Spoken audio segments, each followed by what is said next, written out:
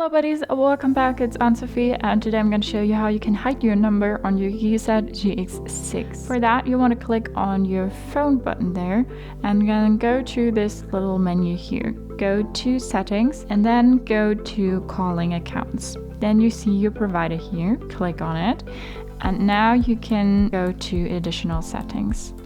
Then you click on caller ID and it's already set to hide number. Well, that's useful, but that's probably because someone else made a video about that before me.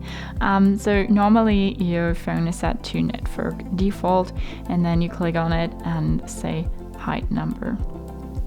So now you can see number hidden in outgoing calls. So if you call someone, your number won't be shown on the device you're calling. That's how you hide your number on your Gigaset GX6. Hope you liked it, hope it helped. If so, thumbs up, share and subscribe, and I hope to see you next time.